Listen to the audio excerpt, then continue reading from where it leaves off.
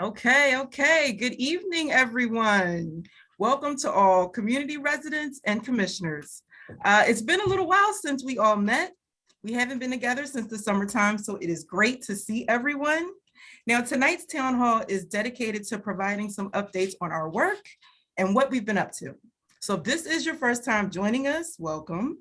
And if you've been to one of our town hall discussions in the past, then you already know we often start with a staff introduction.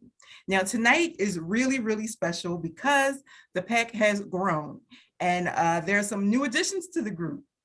So I will go ahead and I'll say your name if I see you online, and maybe you can give a little wave. And our executive director will talk a little bit more about our new staff.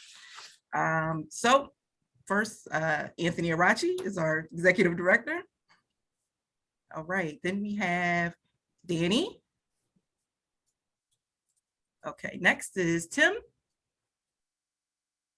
Josh, Janine, Damon, Kim, and let me see. I think Julian joined. Julian. His video isn't up quite yet. Oh, there he is. Hey, Julian. All right, and I am Talia Grimmage. So at this time, I am going to go ahead and turn things over to our executive director, Anthony Arachi, who's going to give us our executive director's report. Hi, everybody. It's good to be back. And I want to say welcome. And we have a lot of good things in store. In preparation for the transition into CPOC, the PAC has done a lot of hiring. You just met a bunch of our new staff. We now have a fully staffed audit and monitoring unit, a fully staffed policy unit.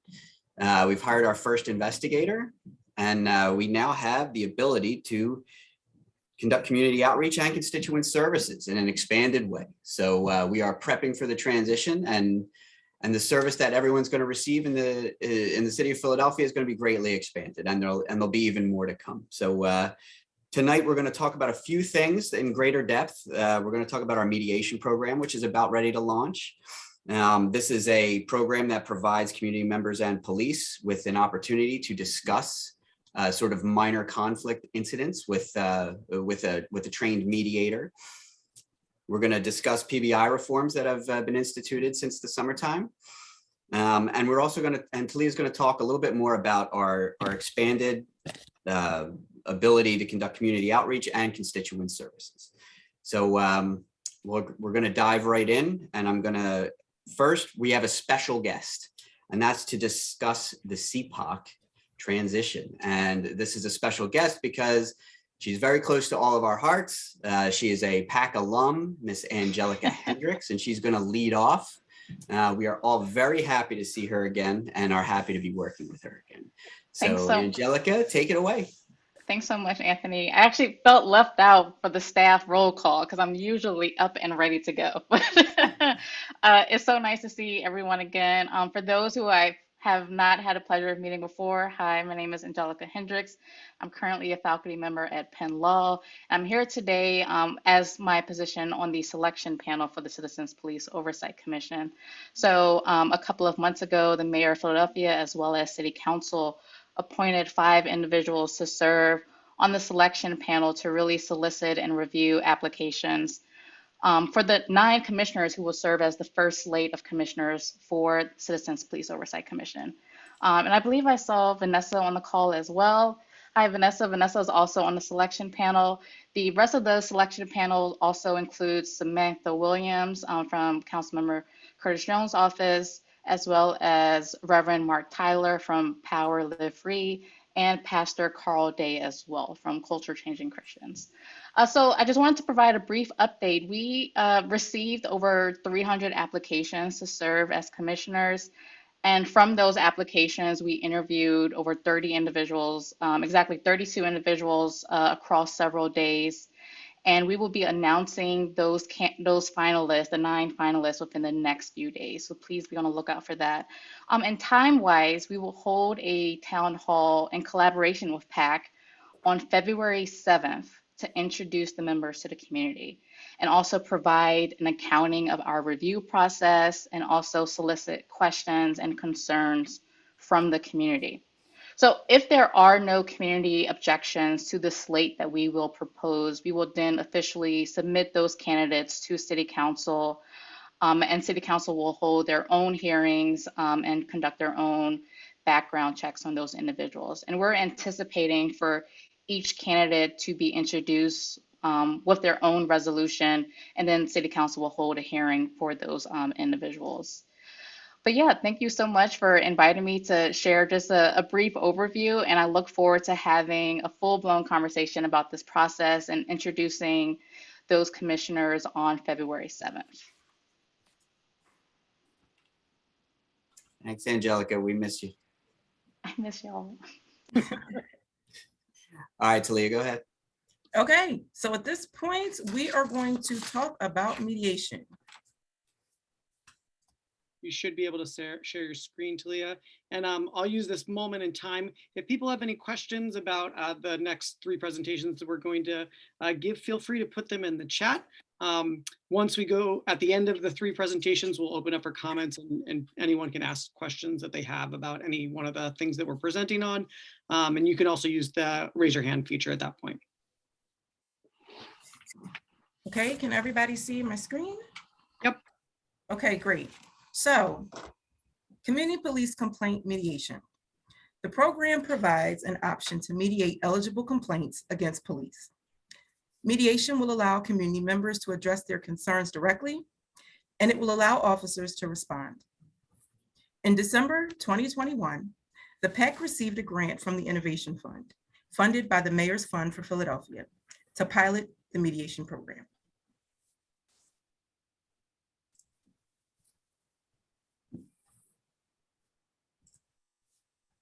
Complaint mediation allows both parties to come together to discuss concerns and address complaints in a confidential, guided conversation. The program intends to shorten the length of time between when a complaint is received and when it's resolved by scheduling the mediation session as quickly as possible. The mediation session is voluntary, confidential, and non-punitive. Mediators remain neutral and facilitate meaningful dialogue between the parties. They keep the conversation focused and free from offensive or abusive language and conduct. There are 2 complaint categories that are eligible for mediation. One is the lack of service, and the other is verbal abuse. In order to participate, the officer must be in first complaint status, meaning they have not received a complaint in the past 2 years. Mediation sessions can be scheduled virtually or in person, depending on the participant's preferences. The PAC can provide accommodations for in-person or virtual sessions, and the PAC also has dedicated space if either party needs access to a private space, Wi-Fi, technology, or anything else in order to participate in a virtual session.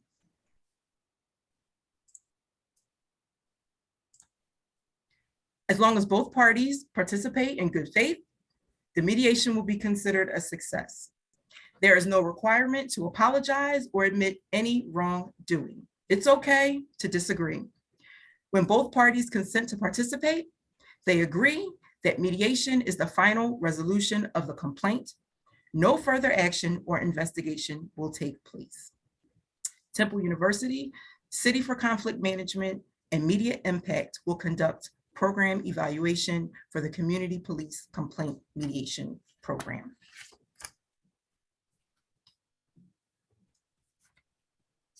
Now, if anyone is interested in learning more about the mediation program, you can visit, the mediation website, which is, I will put that information in the chat so that folks can go to it if they'd like to. I'm sorry, Danny, what? Right now the chat is locked, so just send it to me and I'll send it to everyone. Okay. All right, and any experienced mediators that are interested in the program can send an email of interest to mediation@phila.gov. And if you are a community member who is interested in learning more about mediation training, you can reach out to Cora Good Shepherd Mediation Services to get details on their training. And we'll put that information in the chat as well. All right. So I want to just say real quick that we're super excited about the mediation program. This is a program that's going to allow for sort of a transformative connection between police and community for the kind of issues that cause a lot of consternation and rarely get resolved to the satisfaction of either party. It's a great forum for officers and residents to kind of come together and really talk through these issues that cause separation and conflict between the PPD and the community. It's a pretty exciting program because before, all a resident could do is file a complaint, which may or may not go anywhere, which may take a long time to resolve itself. And because of the low level nature of the complaint, even if successful, doesn't really result in a meaningful resolution. It also gives officers the opportunity to sort of explain themselves and talk through some of the things that they weren't able to during the interaction. It's a great program, and I think that it's going to do a lot of good in the long term. So please check out our website, and if you have any questions, please let us know. We love talking about this stuff, and we'd love to tell you more about it. So I think up next we have Danny. Awesome. So I'll be talking about the PBI reform. Give me 1 second while I share my screen.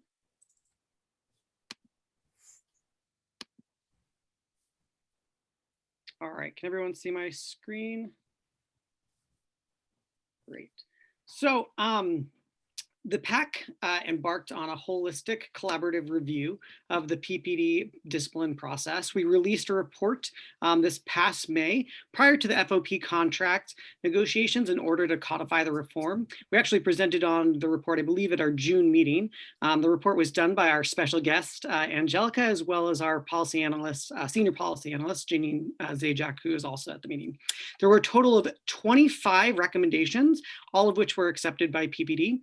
And this really led to some key reform to the discipline, meaning that civilians are included in the process now. The next, one of the specific reform that was brought was the ability for PBI, the recommendation of the discipline in the charging situation.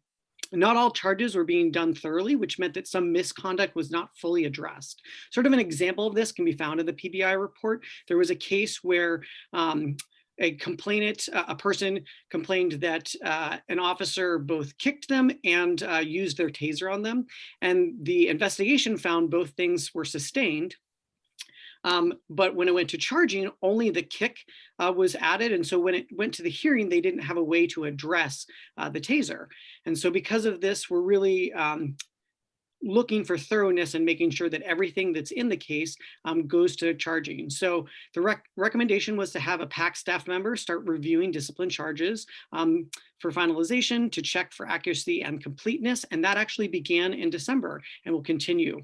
This goal is again to ensure that officers receive the discipline charges for all misconduct presented in a case and send back to internal affairs for more investigation if needed.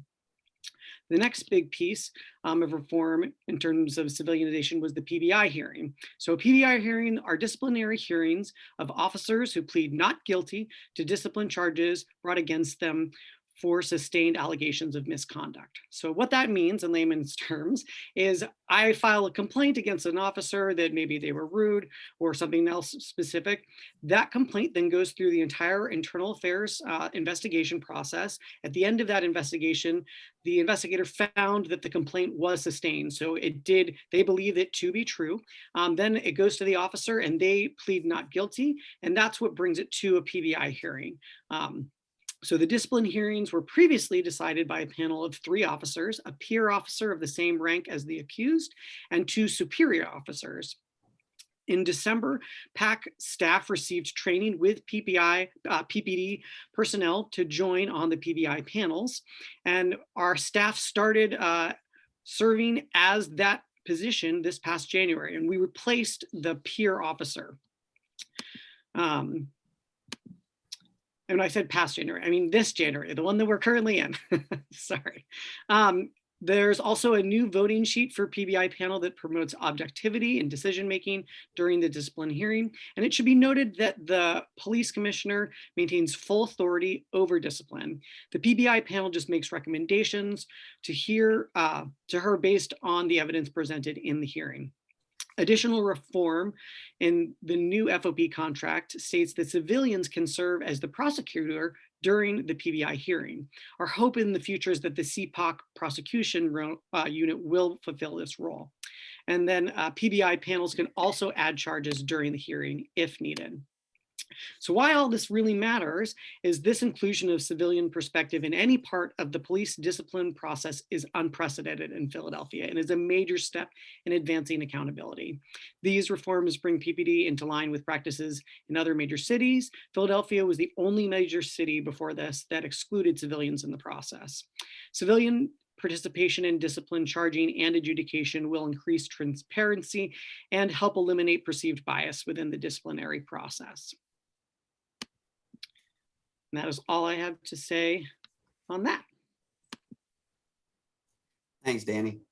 I do want to touch briefly on how really transformative these reforms are.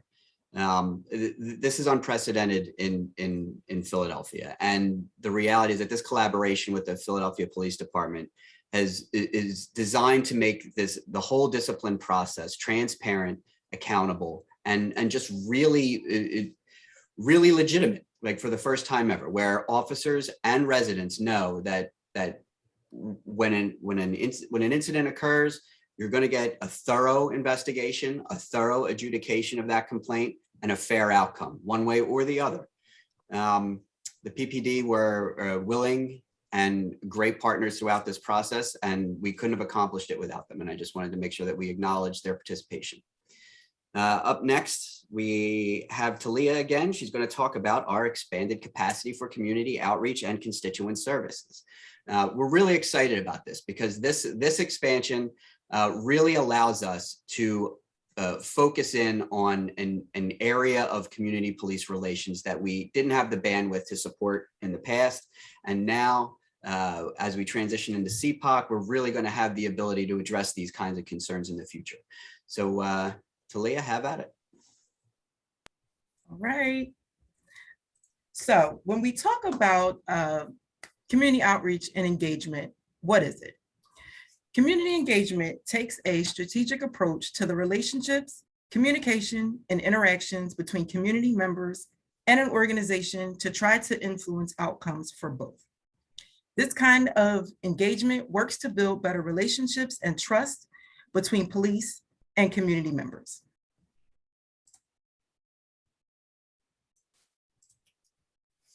So when we talk about our community, what exactly do we mean? In Philadelphia, we have 21 police districts and 6 divisions.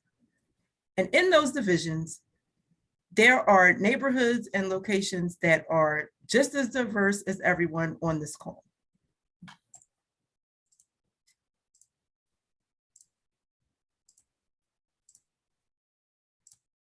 And in those neighborhoods, we have schools, agencies, community organizations, nonprofits, and places of worship. And maybe most importantly, we have you, which is the residents of the city. So why is this important? Community engagement provides a greater transparency about policing to the community. Engaging with residents and community stakeholders allows the community to be a partner and not just a bystander. Concerns, needs, and values of residents and community stakeholders are incorporated in the analysis of policing policies, service delivery, and assessment. So, how do we do this? We hold meetings and town hall discussions on issues surrounding policing. Here are a few examples. So after the murder of George Floyd, nearly all of us had this sort of shared trauma experience. And many of us were angry, many of us were frustrated, and we needed spaces just to talk a little bit about what happened. And so PAC hosted a community roundtable discussion that just gave us the space to listen to each other. We hosted a meeting where PPD Victim Services and the District Attorney Cares Unit talked about resources available to homicide victims and their families. And of course, this flyer here is one for this evening's gathering. How do we do this? We talk to residents and we talk to business owners directly.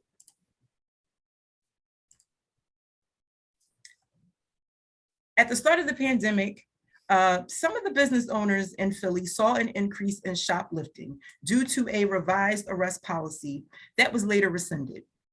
So we provided a space for business owners to discuss it and talk a little bit about how COVID had impacted business safety.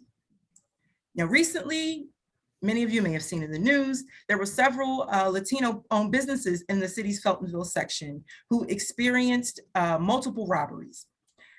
And so PAC was one of many city agencies who reached out to them directly, but we hosted a meeting with many of the Latino businesses in the Feltonville corridor, and we just wanted to kind of hear from them a little bit about what their experience was like, and just give them the space to just let us know how we can help them. The group that we met with was just, they were just really great because they kind of didn't know each other personally, but they worked together to sort of create sort of like a WhatsApp chat, just so they could, you know, keep in touch with each other and keep each other informed. And so at our meeting, it was also attended by the city's Commerce Department, and they run the Business Security Camera Program, which seeks to increase safety for shoppers and residents and business owners. And so the program provides a reimbursement of up to 50% for the cost of safety cameras. And at our meeting, the Commerce Department increased the reimbursement funding to 75% for the Latino businesses in the Feltonville area. Of course, we write reports on police policies and procedures, as well as infographics and explainers. This is just a few of the different infographics and explainers that we have issued in the past. And we participate in local community events. PAC was a part of the Packway Center City, Middle College's career panel, where we talked to students a little bit about careers and oversight and in policy. PAC was also a guest at the Albury Arboretum's Neighborhood Association, where we introduced ourselves and talked a little bit about what we do. We also participated in the School District of Philadelphia's first Transgender Day of Remembrance in honor of trans lives that were lost to violence. And some of our staff members volunteered at the 27th annual Martin Luther King Day of Service. And we've also been invited to be a part of the School District of Philadelphia's School Advisory Council. And of course, whenever PPD has an event that we are invited to, we will attend those as well. We also recognize officers who provide outstanding service. Many people know if you have a complaint, you know, we certainly will take it, but if you would like to recognize an officer who has gone above and beyond, we would like to know about that as well, so that we can share that information with the community. And of course, lastly, constituent services. And so constituent services basically involves assisting residents with policing issues that are not necessarily complaints. We can provide information or resources on how to obtain police services or how to navigate other city departments or agencies within the city of Philadelphia. And so these are things like, how do I obtain a copy of my police report? Where is my district located? How would I file a complaint? I'd like to dispute a ticket. How do I obtain a traffic accident report if I don't have an ID? These are things that fall under constituent services. So if you're curious about how you can help us, you can join us at a meeting, You can invite us to speak at an event, or you can just keep in touch with us via email, social media, or anything like that. So that is just a little bit about our community outreach, and we're looking forward to just providing more great service to Philly residents.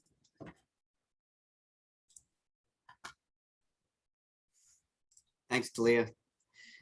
All right, this is a really exciting time for oversight in Philadelphia and for the PAC as we transition into CPOC. I think that the expansion in services, the expansion in staff is really going to be transformative for the residents, and there's going to be a lot more to come. So please try to stay in touch with us and watch us as we rise. I guess now, Danny, if there's any questions or there's any issues anyone wants to discuss, we can take a few minutes for that. I don't have anything in the chat. If people Okay. have any questions or want to raise their hands. I don't know if there's any pressing questions about any things we just presented on. Oops, Gail raised her hand. You should be unmuted now, Gail. Thank you. This is an exciting time. I just wondered if the community outreach program will have anything to do with all of the restorative justice things that are going on in the city. Is there any connection in any of the PAC activities with those programs? Well, we're just getting started. So there's nothing that's off the table and there's nothing that's off limits. So as we ramp up, we're really just trying to reach out to all sectors of the city and on really all members of the community to try to get ideas of what they want, what services they'd like to see. So there's really nothing off the table. Is there anything you want to add to that, Talia?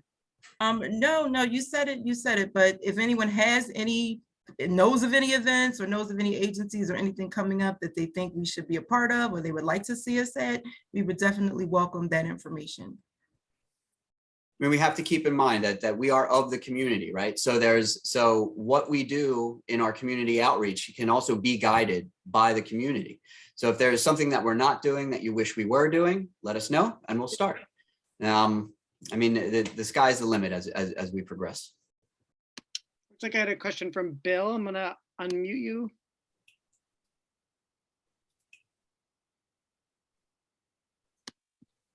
Okay, thank you. Wow. Is there it's going to be a communications campaign to explain to the public all these different resources that you bring to the table? Because I'm sure, as you are very familiar, it's a pretty crowded field already. You know, case in point with the DA over the last few years coming out with his thing on quality of life issues. You know, I'm just curious, because there's a lot. You got a lot out in front of you. God bless you. And you may want to start going to some PDAC meetings. That seems to be a cross breeding between community-based organizations and people that are interested in community policing. But my question is there going to be a campaign? This is new players in town, and this is what they do. Yes. Well, I would say that the campaign, it starts tonight, having people like yourself on to know about the changes that are going on, some of the things we have in store. We certainly want to increase our presence at, PDAC meetings or PSA meetings and just other events that are happening at other organizations that do similar work. Oh, yes, ma'am. No, we down the hall, so whatever we can do, I'm with you. Okay. I'm trying to find a way to politely put it, only because I'm very old. And I tried not to say anything at all because I get tired of hearing Bill Summers talk. He talks too much. We never get tired of you. For example, the constituent services rep for all the city council people, they do all the stuff you outlined. That's what they do. Mm-hmm. And folks, like when you come into a turf, the public, if they hear Sally's doing making roses and Billy's making roses and Freddie's making roses, what do they do? Where do they get the roses? Right. Well, Mr. But Summers, I didn't call it to talk of your thing. I just wanted to, you're actually asking a question that maybe somebody else might have, and I don't think. Man, I guarantee you. I guarantee you. But there's because there's certain people that have those roles already. A lot of community-based organizations, they're the ones that feel as though they're the conduit for John Q. Public and dealing with the police, and you got the mayor with his different committees. But I'm not here to type your stuff. God bless you. Do your thing. You know, we're partners on the 11th floor. I think that's where we are. Yeah, you're right next Okay. to us. But Well, thank communication is you. going to be important. I'm telling you, please do not assume. Because if not, they're just going to look and say, here's somebody else coming into Philly saying, hey, this is what we do. And don't forget, this is a city where we've had model cities, empowerment zone, weed and seed, Then there's, then there's all the different nonprofits have their grants from, Wells Fargo or whatever. And, Yes. for the people in the street, they're like, whoa. So enough, Bill. I'm sorry. Have a That's all great day. right. That's all right. Thank you for your comment. It's a great question. I think also I would just add in, as we transition to CPOC, we do intend to sort of have a big rollout of campaign of like, this is, we are, and these are sort of the different services. And this is sort of just the beginning, like Talia said, but it's definitely something that's on our radar as we transition to CPOC. Looks like we have another hand raised. Thomas Nessel, there we go. Good evening, everybody. My name's Tom Nostell. I'm with the Transit Police now, but I spent 23 years with the Philadelphia Police. I come to the PAC meeting to listen and learn every month. I have to tell you that tonight I'm inspired to speak. The accomplishments that you have made in getting the mediation option and in getting civilian participation on the Board of Inquiry is just monumental. It is outstanding. I spent a number of years as the chair of the PBI, and this was a dream that we had for many years. Congratulations. This is a huge accomplishment that's going to help the police department. Thanks a whole lot, Tom. I appreciate that very much. That's great. Awesome. Do we have any other questions? I don't think you see any other stuff in the chat or any hands. I'm just scrolling through, making sure I'm not missing anybody waving their hand. Awesome. Okay. All right. Well, go ahead. Okay. No, go ahead, Talia. No. I was just going to say, You can ride us out. Go ahead. I just wanted to remind everyone about February 7th is our next town hall where we were, as Angelica stated, we will have an opportunity to hear a little bit more about the selection of the CPOC Commission. So we will meet same time, same place, and just please be aware of any emails or connect with us on social media, just to stay tuned for some really great things that we will have coming up in the future.